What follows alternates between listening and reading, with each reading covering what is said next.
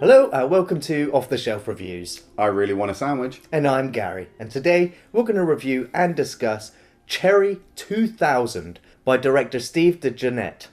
Iain, why don't you give us the synopsis for Cherry 2000? Well, the film follows Sam Treadwell, who's kind of an office worker in the future of America.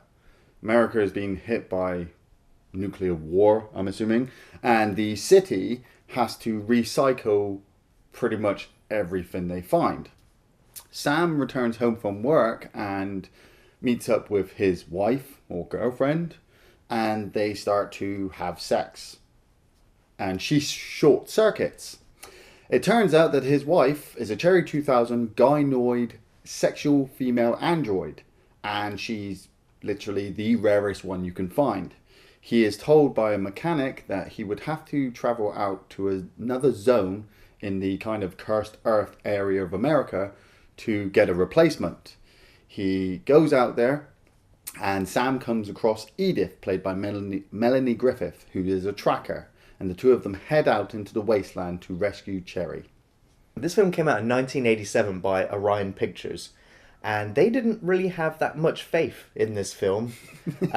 So much so that the film was made and ready to go to theatres, and they decided against it. Orion at the time was sort of struggling financially until, of course, they released RoboCop, which was just, one of the biggest hits for them. Yeah. So they decided to release Cherry 2000 over in Europe and then eventually later in America. This film has garnered a lot of criticism, but has since been sort of accepted into sort of cult legendary status. And that's for very good reason.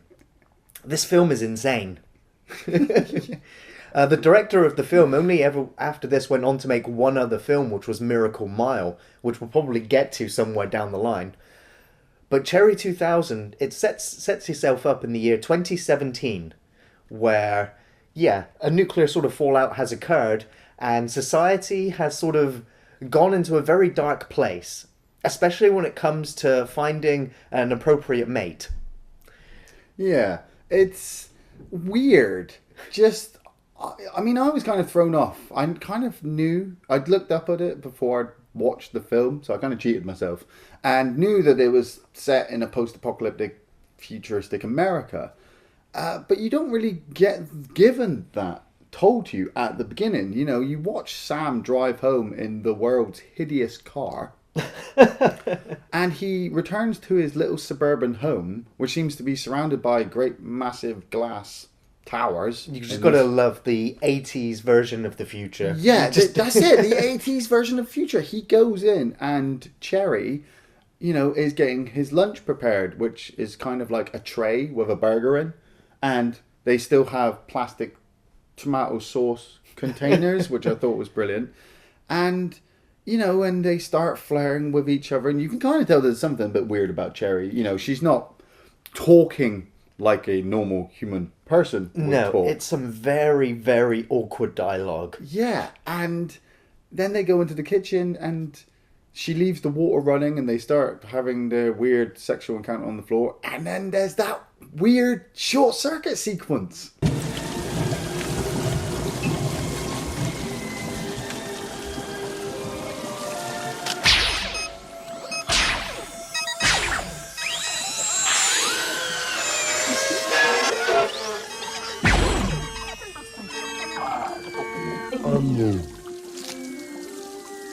So, you don't ever want to get your sex robot wet.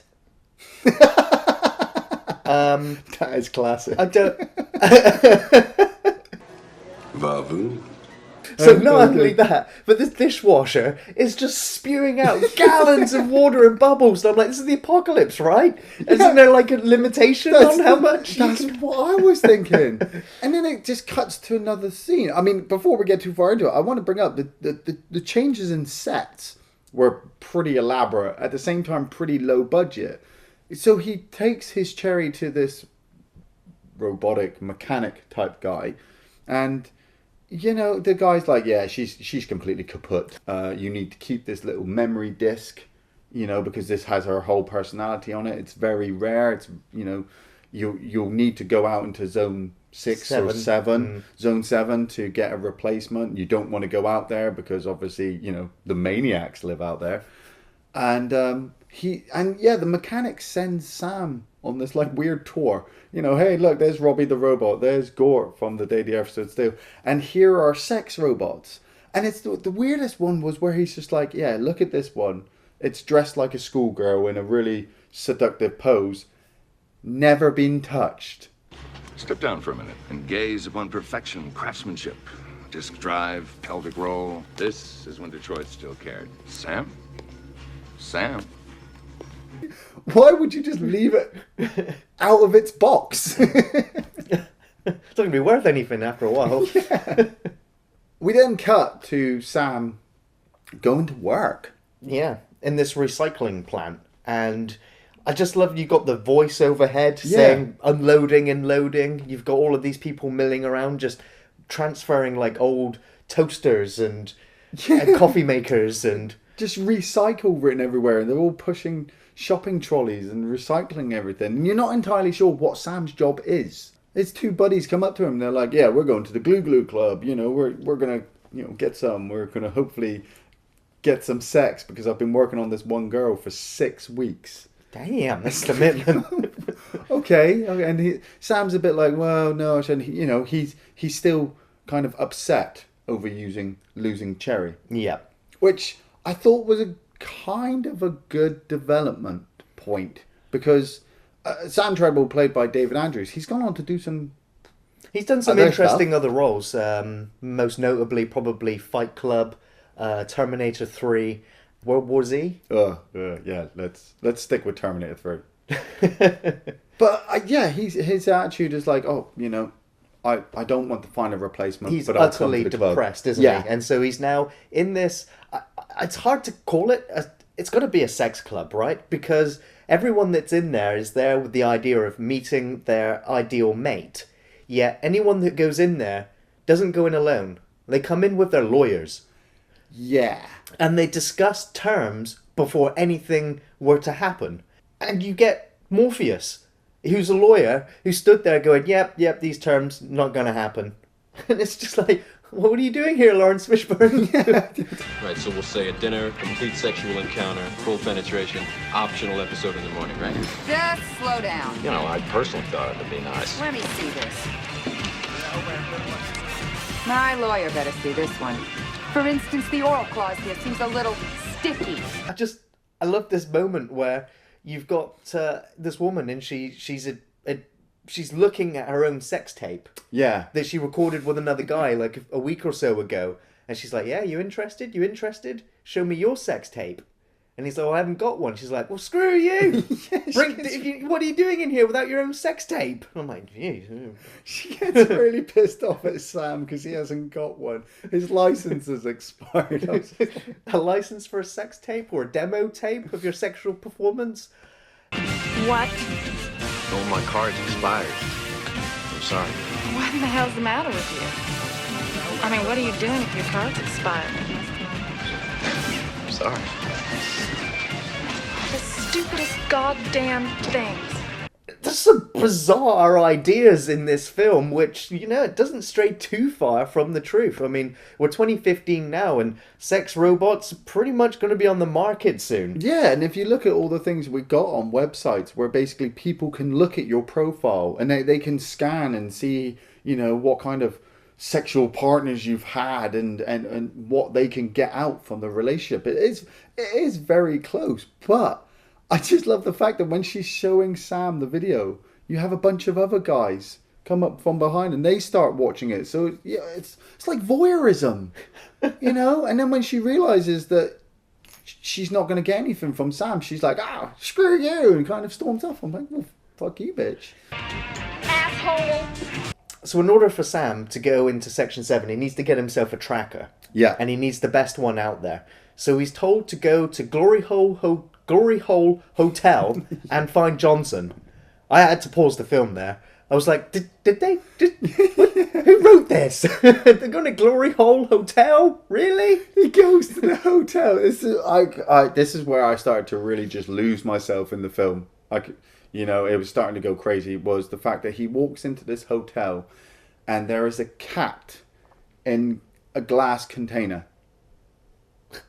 And a Chinese woman walks up with a stick, and I couldn't tell if she was either poking the cat or if she was feeding the cat. It's just really weird. Everything up to this point has been weird enough, and now you've got this cat. And she says to Sam, like, do you want a room? Yes. Would you like a gynoid? And he's like, have you got a Cherry 2000? And everyone starts freaking out, especially Robert Zadar. The rule is you can't bring robots in after 11. All right. We got big selection of Fred, St. John's, and Maryland, so you don't have to go dragging no one in here. Have you got any cherries? Huh? Yes. The maniac cop is in this film, and in this first scene, he's wearing no top and a really weird pair of shorts.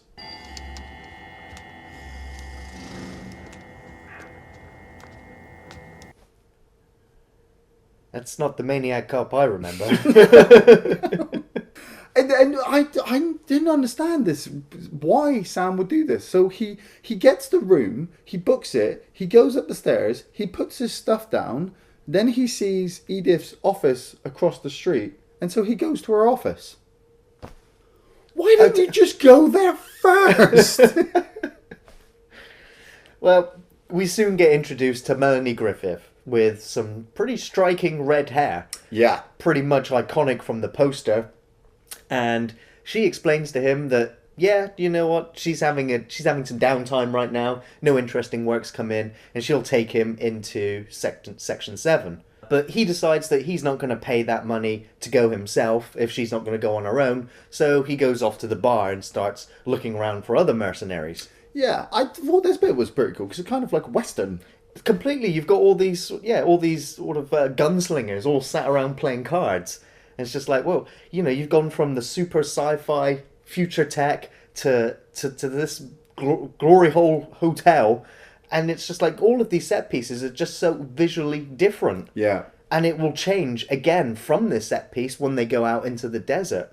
Yeah, that's what I loved about the set pieces, that they weren't massively futuristic, but they were just very weird looking. So it kind of made it stand out that you were in some kind of alternative future. Yeah. Especially when he walks into the bar and you have... I figured they were all trackers. All different types of trackers. And Sam is asking for Six-Finger Jake. He's looking for Six-Finger Jake to help him go out in the wasteland. And another tracker, I think his name was Stacy, played by Brian James, who I remember mainly from The Fifth Element. He says, oh yeah, I can take you to go see Jake. And then they tried to rob him. They tried to rob Sam. And this sequence, I was whacking my head like, what the fuck is going on? Because they rob him. Brian James has got his gun pointed at Sam, and Brian James's partner has got another gun pointed at Sam. So Brian James says, drop your gun. So his partner drops the gun. He calls him an idiot and tells him to pick up his gun. And as they're robbing Sam manages to disarm the guy that's behind him and throws him into Brian James. And the two of them fall on the floor and Sam runs off. But Brian James and his partner take so fucking long to get off the floor. Sam could have just shot them or beaten them to death with a stick. Oh, girl, you chickenhead. And instead he just runs off to Edith, I get confused because of the fucking red hair, and says to Edith, hey, I'll come with you.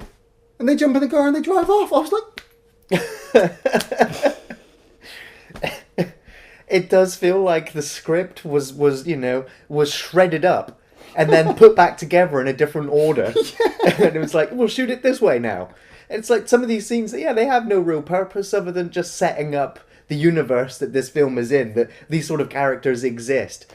And so when they're out on the road, when he's in the car with Cherry, when he's in the car with Edith, And she explains to him that, you know, we're in gangland territory now. We're in Mad Max world.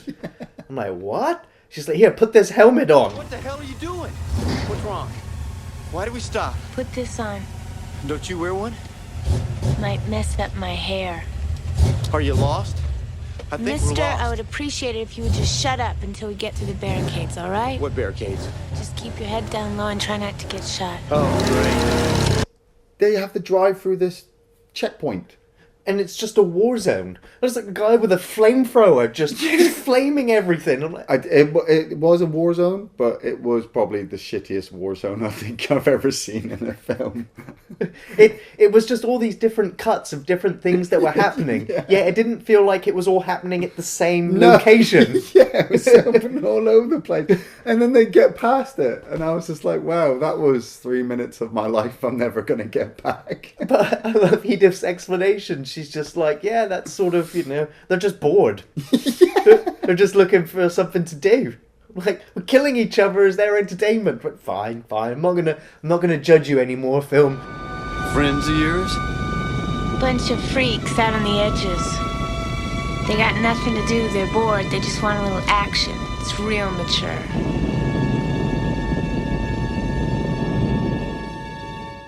Oh, God. They carry on for a bit longer, and they stop because Edith needs to get some sleep. And Sam's like, well, let me drive. And Edith's like, nope, nobody drives my car but me. I was like, well, the car's got like one stick. You know, go, stop. That's it. And so they stop, and he starts listening to his tape. And every now and again, Sam is going to pull out this little disc and place it into this recorder thing, playback thing, and just listen to Cherry's last moments, which is kind of creepy. You know, especially this part where it's kind of sexual, where she's talking about, ooh, your hand, let me do it, it's faster, and Edith can hear it in the car. Yes, here, faster. Oh, is that your hand? Let me help you with that. Oh, I like that. Yes, here, faster, yes. And I'm like, this is really uncomfortable. We should not listen to this. And then he hears an explosion. Sam hears an explosion, and he turns around and comes across this massive hole. This massive hole in the desert. And he looks over and he sees a group of people attacking another guy. A tire, rubber, from Robert, the rubber tire from Rubber comes rolling up behind Sam and knocks him over the edge. And I figured that was the end of the film.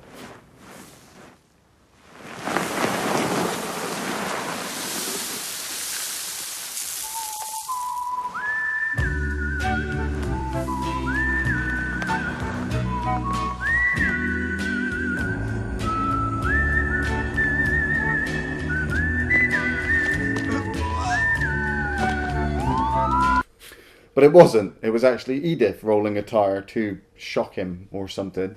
And they look over, and we're now introduced to Lester. Who's Lester? He's sort of judge, jury, and executioner out here. Total wacko. He and his gang control Zone 7. What's he doing here? Good question. Who is a crazy bastard. I'm just going to chuck that out there. I'm sorry about my offensive language. But if you watch this film, Lester is a crazy bastard.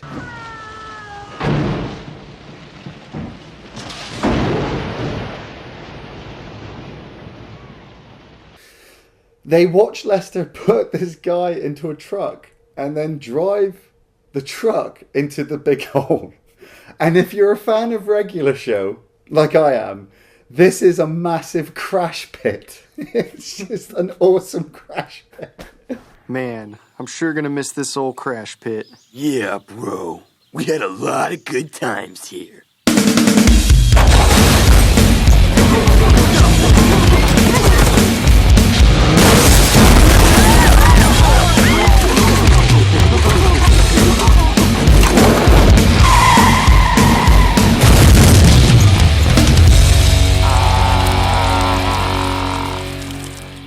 Good times. Well, Edith then explains that, you know, we can't go around. We've got to go right through. It's like, this is your plan? This is your plan? This was your plan all along? Relax. Been this way 100 times before. But not only that, she explains that she's done this before. They're driving slowly. Yeah. You're being watched by everybody. Then they're picked up by the crane. And then this action sequence is a lot better than the guard blockade because there's like 8 or 9 rocket launchers. There's all these guys with rocket launchers and machine guns, and they're shooting up at them. They're stuck under this magnetic crane, and they get hit by like 6 rockets. You know how to use it? Tons of machine gun fire, and yet nothing. Not even a small explosion. It's just like a small little dust cloud coming off the car. But wait. And as soon as Edith goes, right, I've got mine, it blows up half the mountain.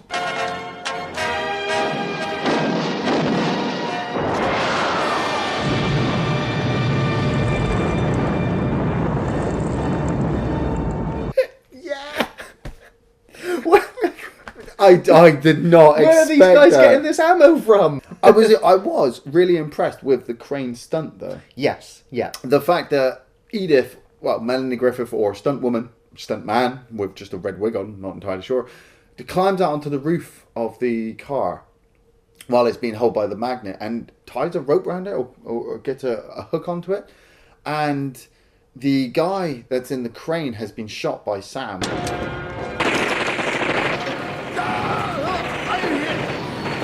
And as he's dying for a very long period, he starts to disengage the crane, and the crane drops. And I was really impressed with the stunt person on the car, literally just holding on for fucking dear life. The way it was swinging, I was just like, yeah, they wouldn't have been able to hold on to that. No way. And then they lowered them down. Well, they're obviously being held onto the magnet. They managed to lower the magnet down into the big hole in the ground, which is a dam. It was actually filmed over Hoover Dam. Right, and it is, and again, another fantastic set piece. Just the visuals of it, I've not really seen anything quite like that before. And the fact that they lowered themselves down, and then obviously Edith and Sam slip down and go on a really mad slide ride. That'd be so cool.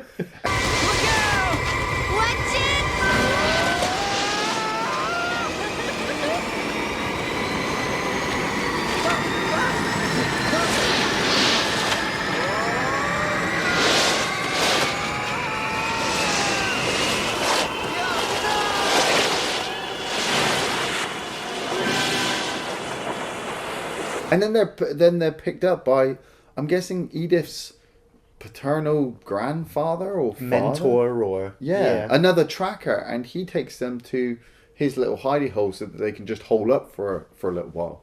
This is where Sam starts to have feelings, reminiscing over Cherry, but at the same time, he's just laying there watching Edith, and she's sort of aware of him as well. And so it's at that moment that you just go, well, if you hadn't already figured it out before, it's going to be one of those films where he realizes that the Cherry robot is just that, and is never going to be a replacement for a real woman. And that's kind of the theme of the entire film. Yeah. But now we get back to the weird stuff. Sam wakes up and realizes that Edith and her mentor are missing. And I have no idea what Edith and well, it turns out that her mentor, spoilers, just in case you were planning on watching this, it turns out her mentor is Six Finger Jake. And they are, I couldn't understand if they were trying to infiltrate Lester's or if they were trying to break out of Lester's, but they're doing something weird with rope. And then they're spotted by Lester's guys and they're shot at. Sam is knocked out by a piece of wood. Why not? Yeah, why not? Where the hell were you, Sam? Why did you leave, Sam? What the fuck is going on? And then he wakes up at Sky Ranch, which is kind of like a post-apocalyptic 1950s wasteland commune. Yeah. You know? It's run by Lester. Lester owns pretty much the wasteland, and so this is his home away from home. And he has all these women dressed in 1950s clothing. I couldn't understand if they were robots or not. I seriously thought they were all robots, just because they don't act normal. Yeah. They're all just slightly off kilter. And Sam recognizes one of them. He's like, "Hey, you're my ex-girlfriend." And I'm like, so has he dated a whole series of robots? Or is this just a robot version of his girlfriend? Ex-girlfriend? How did your ex-girlfriend leave you to wander out into the wasteland and meet up with a complete psychopath? How? The city was just so much bull. I'm a whole different person now. I feel so secure.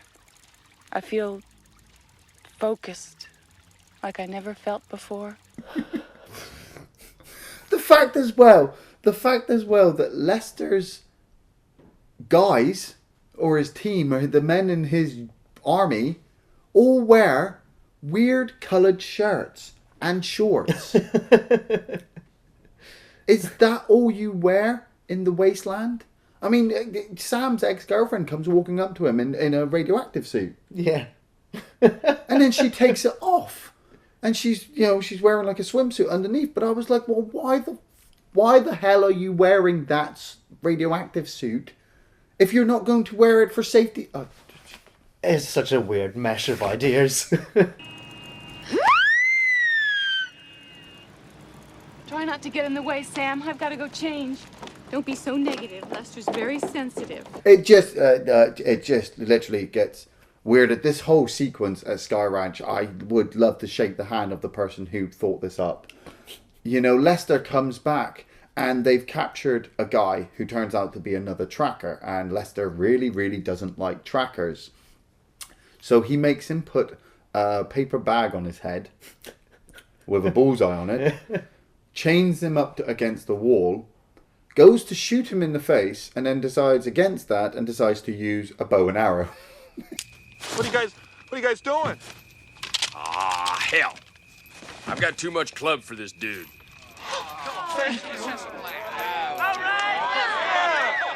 Four.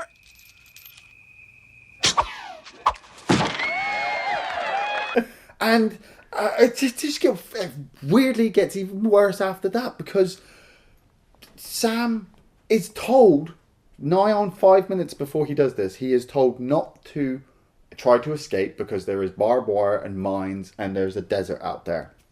So Sam decides to escape. Why, Sam? You've just been told it's a dead zone out there. No, that's fine. Sam fought in the wars. He's pretty much a badass commando. And we didn't realise this because he's a complete fucking idiot through the rest of the film. He ends up coming face to face with Robert Zadar again. And by this point I was like, okay, you've totally lost it. Here's Orion. Right there. See?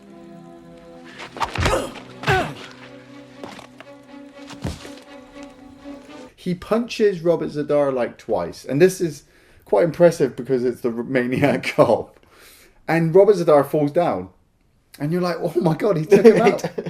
But there's a knife in his back where Edith has secretly turned up to rescue Sam and tells him that all of his stuff, including the special disc of cherries, has been destroyed. So Sam, in his unstoppable rage, decides to set fire to all of Lester's cars and Lester's collection of bees.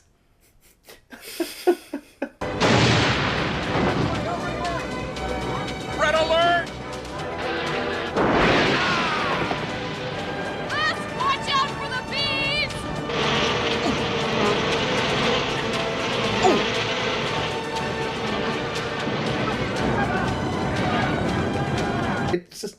It feels like a Saturday morning cartoon.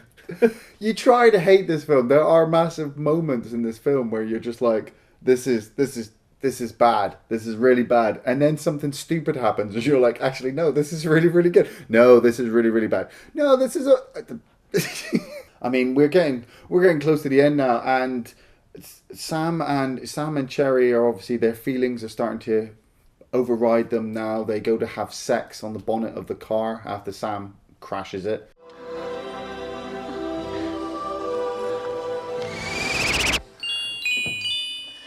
Hi, honey. These for me? Oh, pretty. You hungry? And he realizes that Edith actually has the disc of cherries. And so he's all kind of annoyed and pissed off. And they end up going to... Well, he's kind of feeling guilty that he's making out with Edith while listening to his wife, robot. Yeah, that's it. And then he's also pissed that she kept it secret from him. Yeah, and then she's obviously pissed at him because she's a real girl. She kept saying that. I was just like, for God's sake, I know you're a real girl. If you turn out to be a robot, I'm going to really just get annoyed. They go to Rhonda and Snappy's place out in the middle of the desert, I suppose you'd call it. Snappy is an old man and Rhonda is his niece. I love the introduction to them when they get there and they sort of all come out holding guns at each other. And it was just, the last stand. Like another one would come out of the fridge, another one would come through the door, and I'm like, who's aiming guns at who now? Who's got the drop on who? It's just weird. And they have a plane there. So Edith says, look, the car is shot. We'll take the parts out of the car, we'll put it into the plane, and we'll fly out of here. And obviously Lester is looking for them, and Lester radios Snappy and says, look, if you come across them, tell me where they are. Well, Snappy is friends with Six Finger Jake, who has also turned up, and doesn't want to reveal their position. But Rhonda, his niece, is in love with Lester, because obviously Lester's like the best thing going in the wasteland. Obviously. And so she tells them, and so Lester and all of his crew decide to converge onto Snappy's location. And like I said, there were quite a few movie references up to this point. Oh, I say few, there's two, really. This is the second one. The first one was when they're driving along, when Sam and Edith are driving along, it's an Aliens reference. And he asks Edith, how can she drive at night? And Edith says, well, I drive mostly through feel. Mostly. Drive by feel mostly. By feel. Mostly. And I was like, oh, really? Really? And then this next one is, see if you can guess where it's from. Lester's unit are about to get to Snappy's. The plane is all but fixed. Rhonda is going to force the guys to stay. And Six Finger Jake goes over to talk to Snappy. And Sam realizes that Lester's on his way, so runs over to tell Jake. And as he shouts to Jake, Jake turns and Rhonda shoots him in the back. And I kind of expected Sam just to go, no! Just like Luke Skywalker in Star Wars. Because just before Jake died, he had a whole kind of Obi-Wan moment with him where he explains, and this is one of my favourite scenes, where he explains, I think I know the whole story. And other times, I think it's completely out of control. And it just summed up the movie just absolutely brilliantly. Sometimes I feel like I know the whole story. And other times, I feel like it's completely out of control. The film's climax is it's okay. Yeah, okay. It's sort of on par with sort of some of the other action scenes. I guess what makes it really interesting is that he does eventually get to the factory. Yeah, and he finds some other sex robots. He finds a Cherry 2000 and puts the memory chip in, and she's back. She's normal. Come on, Cherry! Whee! Where are those guys anyway?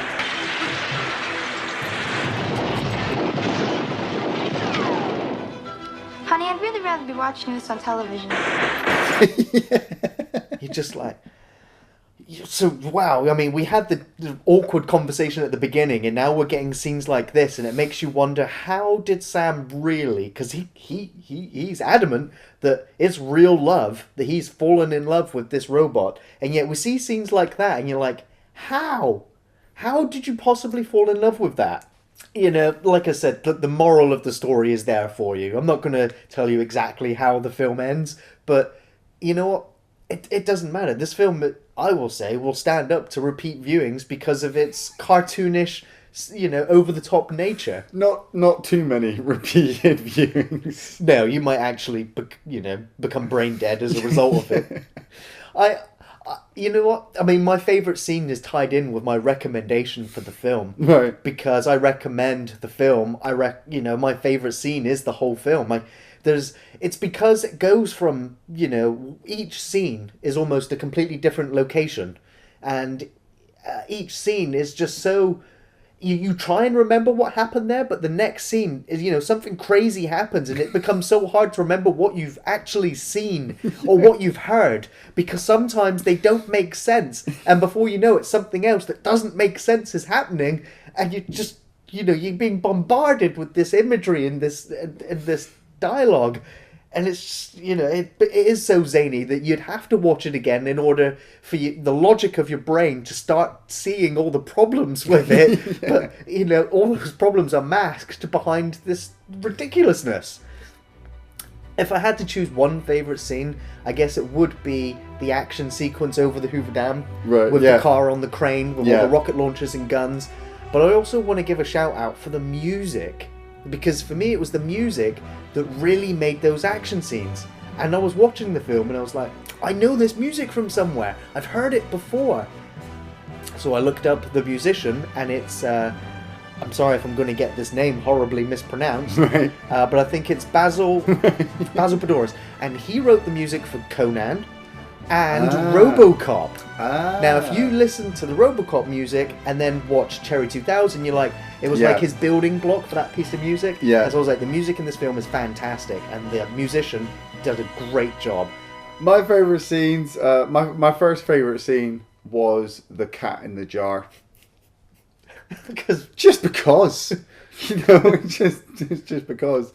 My second favourite scene was the grenade save. One of Lester's guys manages to throw a grenade out of the car. And Sam runs over in slow motion bullet time, jumps up in the air, grabs the grenade and throws it back and saves Edith's life. And I was just like, that was just so fucking stupid. But it worked. It worked. My other favourite scene was when Six Finger Jake does his whole kind of moralistic story. Like I said, just completely summed up the film.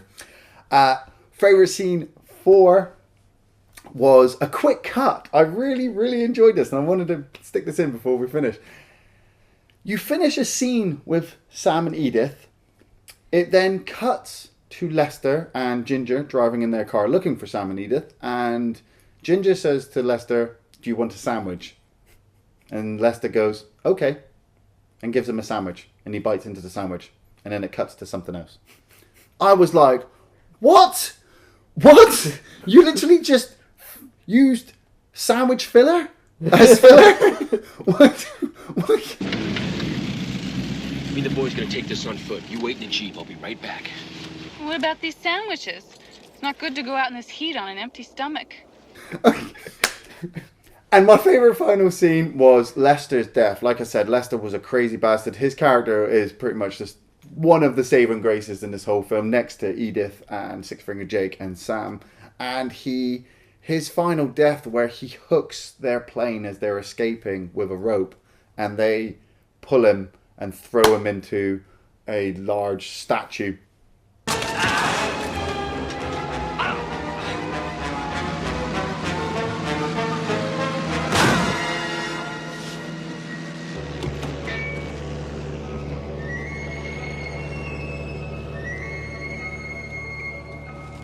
Ginger, what are we gonna do now? You guys want some sandwiches? And that's it. That's where he dies. It's just... I recommend this film. It is a bit of an 80s classic. I mean, there are a lot of films from that era that hit high notes and hit really low notes. And Cherry 2000, I think, when it first came out, it must have really hit a few low notes. You know, we're talking about the same era that brought us Terminator and Total Recall and RoboCop. You know, this one would have been like, people would have been like, what the fuck have I just watched? And that is exactly how I felt watching this film. And nowadays, I think it's a good feeling. You know, you can have your films that make you feel, biopic films that make you feel for the person that you're watching about. You know, massive dramatizations, huge sci-fi extravaganzas, some brain-dead films. Every now and again, a nice film comes along and just makes you go, what the f*** am I watching? Vavu. Thanks for watching Off the Shelf Reviews.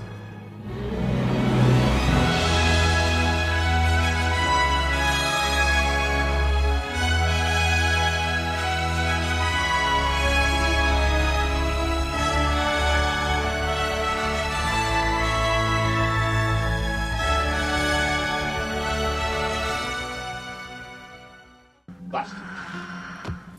Whatever happened to pride and workmanship?